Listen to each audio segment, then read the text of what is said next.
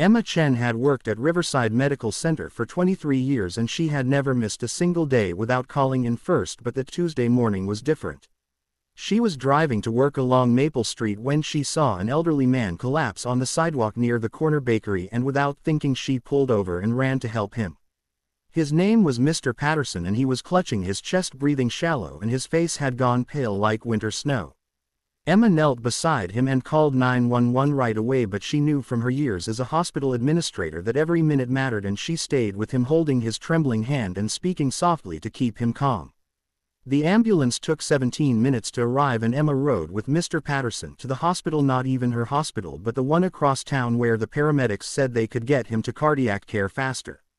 She sat in the waiting room for 3 hours while they worked on him, and when the doctor finally came out he told her that Mr. Patterson was stable and that her quick response had probably saved his life. By then it was past noon and Emma realized she had never called work and her phone had died somewhere between the sidewalk and the emergency room. She borrowed a charger from a nurse and saw 12 missed calls from her office, but somehow calling back felt less important than making sure Mr. Patterson was going to be okay. His daughter arrived crying and grateful, and Emma stayed a little longer just to make sure everything was settled before she finally drove home exhausted and forgot entirely about explaining her absence.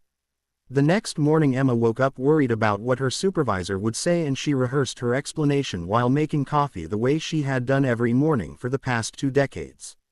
She arrived at work early hoping to smooth things over, but when she walked through the staff entrance her colleague Janet grabbed her arm with wide eyes. Janet whispered that someone important was looking for her and that he had been waiting in the main lobby since 8 o'clock. Emma felt her stomach tighten because in all her years at Riverside no one had ever waited for her in the lobby, especially not someone important. She walked slowly toward the front of the building, her sensible shoes squeaking slightly on the polished floor, and wondering if this was about yesterday, if somehow she was in more trouble than she thought. When she turned the corner she saw him standing by the tall windows where morning light poured in, making everything look softer and more forgiving. He was younger than she expected, maybe in his early 40s, wearing an expensive suit that probably cost more than her monthly mortgage, and he was holding a briefcase and looking at his phone. But when he looked up and saw her his whole face changed and he smiled with such genuine warmth that Emma felt some of her worry ease away. He introduced himself as Daniel Patterson and said that the elderly man she had helped yesterday was his father and that he wanted to thank her properly. Emma felt her cheeks flush because she had only done what anyone would do and she told him so, but Daniel shook his head gently. He explained that his father had been walking to the bakery alone for the first time since Emma's mother passed away 6 months earlier, and that the doctors said if he had been alone even 5 minutes longer things would have ended very differently. Daniel asked if they could talk somewhere private and Emma led him to a small conference room down the hall where they sometimes held staff meetings. She offered him coffee but he declined, and instead he pulled out a folder from his briefcase and set it on the table between them. He told her that he had spent the evening learning about her and about Riverside Medical Center, and Emma felt embarrassed wondering what he had found. Daniel explained that he was the CEO of Patterson Industries, a company Emma vaguely recognized from news articles about manufacturing and technology, and that he believed in repaying kindness with more than just words. He said that his company had been looking for opportunities to invest in healthcare facilities that truly cared about their communities, and that after what Emma had done for his father he knew Riverside was exactly the kind of place they wanted to support. Emma listened quietly, her hands folded in her lap, thinking this could not possibly be real. Daniel continued saying that Patterson Industries wanted to donate $2 million to Riverside Medical Center to upgrade equipment and expand their cardiac care unit in honor of the stranger who had stopped to help an old man on a sidewalk. Emma felt tears spring to her eyes because she knew how much the hospital needed new equipment and how many patients would benefit from an expanded cardiac unit. But Daniel was not finished, and he looked at her with such sincerity that she had to look down at her hands. He said that he had also learned she had worked at Riverside for 23 years and that she was known for her kindness and dedication, and that everyone he spoke to said she was the heart of the place. Then he asked her something she never expected, and he asked if she would consider joining the board of a new foundation he was creating to support healthcare workers who went above and beyond their duties. Emma did not know what to say because she was just an administrator who filed paperwork and helped with scheduling and made sure the break room always had fresh coffee. But Daniel insisted that was exactly why he wanted her involved, because she understood what it meant to care for people not just as patients but as human beings. She asked if she could think about it, and Daniel smiled and said of course, and that he would be in touch.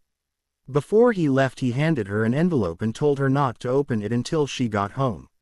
Emma spent the rest of the day in a daze, moving through her usual tasks but feeling like she was floating somewhere above her own life.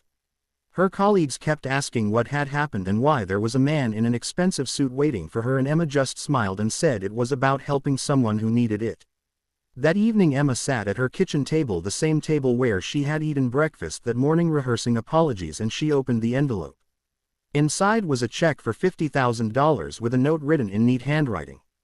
The note said this was not payment for what she had done, because kindness could never be bought, but it was a gift to help her live a little easier and maybe retire a year or two sooner if she wanted. Emma cried, then really cried the way she had not cried since her own mother passed away 3 years ago, and she thought about all the years she had worked and worried about money and never expected anything like this. But more than the money, what stayed with her was the feeling that someone had seen her, really seen her, not just as an employee or a function but as a person who mattered. The next week Emma visited Mr. Patterson in his home, where he was recovering with a new pacemaker and a strict diet his daughter was determined to enforce. He hugged her gently and called her his angel, and Emma laughed and said she was no angel, just someone who happened to be in the right place. Mr. Patterson disagreed, and he told her that kindness was always a choice and that she had chosen to stop when others might have driven past, and that made all the difference. Emma joined the foundation board and discovered she had a talent for identifying healthcare workers who needed support and encouragement. She worked with Daniel and his team to create grants and recognition programs, and she found a new purpose that extended beyond her daily routines at Riverside. She did not retire early after all, because she realized she was not ready to stop working, but she did start taking better care of herself, and she began volunteering at a community center on weekends. Sometimes she thought about that Tuesday morning and how close she had come to just driving past because she was running late and worried about missing work. But she had stopped, and that one choice had rippled outward in ways she could never have imagined. Years later, when people asked Emma about the day that changed her life, she always said the same thing. She said she had not set out to be a hero or to meet a billionaire or to receive any recognition, and that all she had done was treat another person with the dignity and care they deserved. And she said that was something everyone could do every single day if they just paid attention to the moments when someone needed help. Because kindness was not about grand gestures or perfect timing, but about showing up when it mattered and staying until you knew everything would be okay. Emma learned that day that the smallest acts could have the biggest impact, and that helping others was never time wasted but time invested in the kind of world she wanted to live in.